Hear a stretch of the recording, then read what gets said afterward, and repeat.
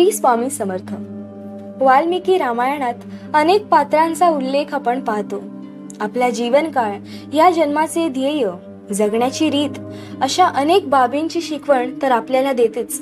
सोबत यातील पात्र आपल्या चरित्रातून भक्तीचा, सामर्थ्याचा, धैर्याचा परिचय आपल्याला करून देतात.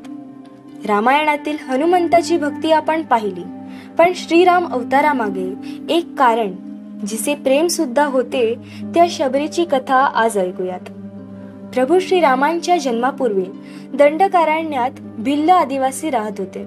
त्यांच्या मुखिया अज याच्या घरी एक कन्या जन्माला आली. तिचे नाव त्यांनी शमदा आणि शबरी असे ठेवले.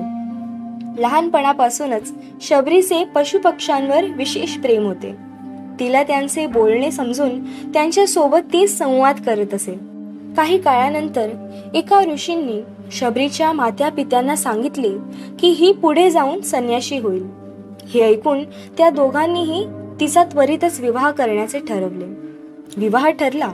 पुढे तिच्या आई वडिलांनी विवाहात बळी आणि मेजवानीसाठी अनेक पशुपक्षी आणले. जेव्हा ह्याबाबत शबरीला कळले, तेव्हा ती खूप दुःखी झाली आणि त्यांचा बळी रोखण्यासाठी काय करता येईल याचा विचार करू लागली. काही वेळ विचार केल्यानंतर तिने ठरवले की विवाहासाठी मीच इथे थांबली नाही तर विवाह होणार नाही आणि बळीचा प्रश्नच येणार नाही.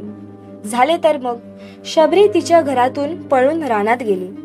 रात्रीच्या वेळी ती वाट काढत पुढे जात तर सकाळच्या वेळी कोणालाही सापडू नये म्हणून एखाद्या झाडावर लपून बसत.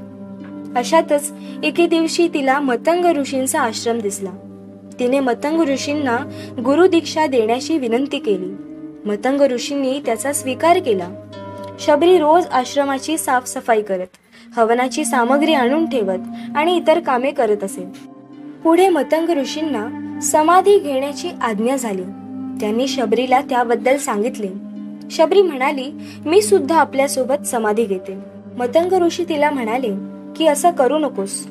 पुढे भगवंत प्रभू श्रीरामांच्या अवतारात तुला दर्शन देतील आणि तुझा उद्धार करतील. काळजी करू नकोस. शबरी तेव्हा फार तरुण होती. प्रभू श्रीराम येणार म्हणून रोज ती आश्रम साफ करून सजवत असे. सडा समर्जन करत असे. वाटेतले काटे बाजूला करत, कारण ते रामांच्या पायाला टोचू नयेत.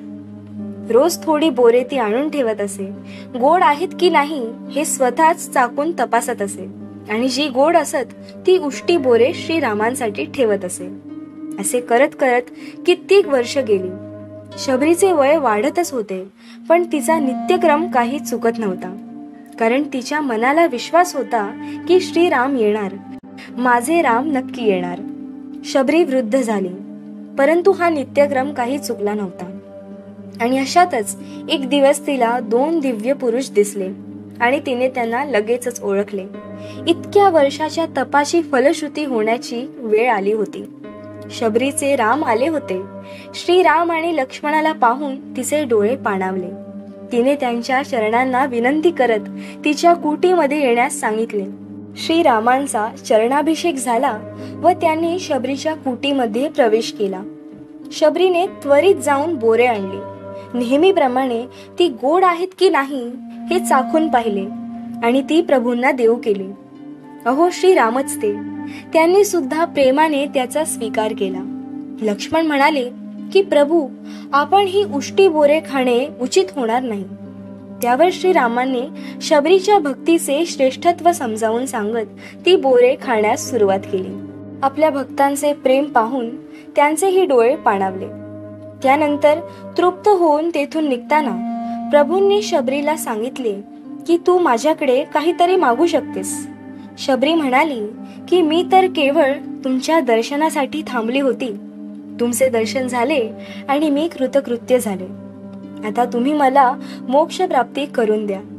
प्रभू श्रीरामांच्या कृपेने तिला मोक्ष प्राप्ती झाले आणि तिचा उद्धार झाला. इतक्या वर्षाचा संयम, श्रद्धा, प्रेम याचे फळ शबरीला मिळाले होते. किती काय शिकण्यासारखे आहे ना या कथेमधून. शबरीच्या ठाई असलेली भूतदया, ज्याचा संदेश स्वतः भगवंताने दिला आहे. कारण मांसाहार करून पर्यावरण संतुलन खराब करण्याचा, मुक्या प्राण्यांचा बळी घेण्याचा अधिकार मनुष्याला नाही. शबरीची दृढ भक्ती, प्रेम आणि आपल्या गुरूंच्या शब्दांवरील श्रद्धा, इतका संयम आजच्या काळात आपल्याला जमेल का? श्रीरामांनी सुद्धा आपल्या या प्रेमळ भक्ताची काळजी घेत तिचा उद्धार केला. वास्तविक त्यांना रावणाच्या संपूर्ण सेनेचा संहार करणे सहज शक्य होते, पण ते मर्यादा पुरुषोत्तम आहेत आणि हेच रामायण कथेतून वारंवार आपल्याला अनुभवण्यास मिळते. प्रभू श्रीरामांना आणि शबरी मातेला वंदन करून अशी दृढ भक्ती आणि प्रेम भगवंतांप्रती आपल्या ठायी निर्माण व्हावे, अशी स्वामींचरणी प्रार्थना करूयात.